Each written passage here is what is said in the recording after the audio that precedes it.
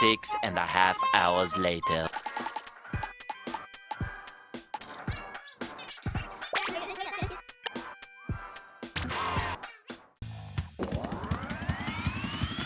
$2,000 later.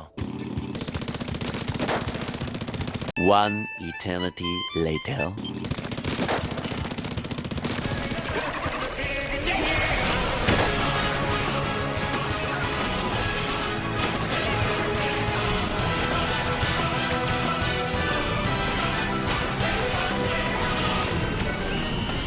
What's good, Internet? It's Undead Games.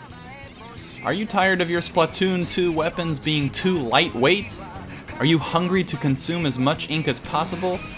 Do you want to carry your team to victory on the back of a gargantuan, sluggardly titan? Then look no further than the HYDRA SPLATLING. This is the granddaddy of all Splatlings, and it is a doozy.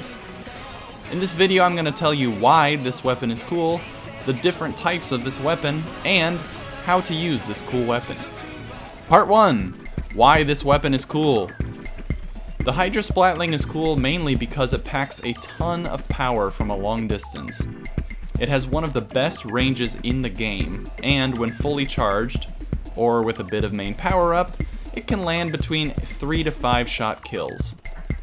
It also outranges all of the other Splatlings, making it a great counter to the Heavy Splatling Deco, Heavy Splatling Remix, Ballpoint Splatlings, and Nautiluses.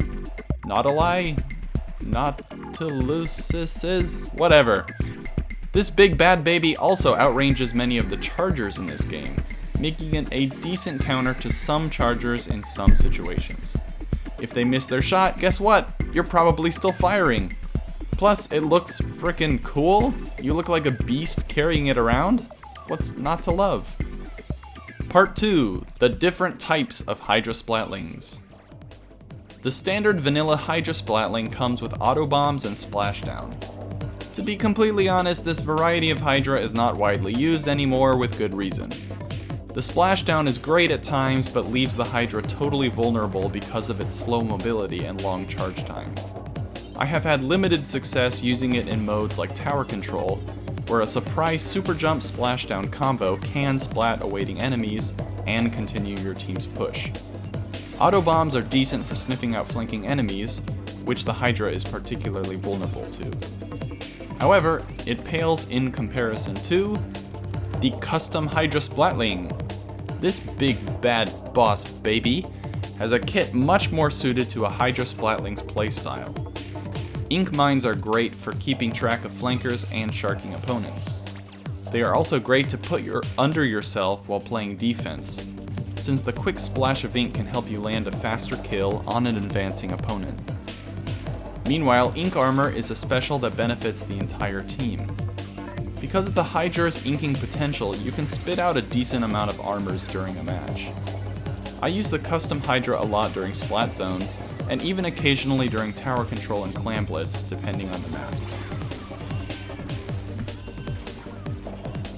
Part 3. How to use this weapon. Pretty much every rule that applies to the Heavy Splatling applies doubly to the HYDRA Splatling. Being successful at this weapon requires you to understand your role in the game. This is a slow, heavy, ink-hungry weapon, which makes it critical to stay back from the front lines, be an anchor, and shoot at incoming opponents from a distance. You should consider putting ink resist, run speed, and quick super jump in your kit. This gives the HYDRA some much needed mobility that can keep you out of fatal 1v1s. Next, my goal when I first started playing this weapon was to die the least amount of times on my team every single match. If you can anchor your team, it gives them a safe place to jump to, and will allow you more successful pushes overall. The HYDRA's charge time also keeps you humble. If you move from Heavy Splatling to this weapon like I did, the charge time is gonna feel like a f***ing eternity. Patience is critical with this weapon, as is charging it behind walls, where you can't get charged at or sniped. It is very easy to hit a Hydra that hasn't charged yet, but very, very difficult to hit one that is already firing. Do you use the HYDRA Splatling? Have any secret tips you're dying to share? Make sure to drop a comment below, smash that subscribe button, and also check out the links in the description for more Splatling content. Peace!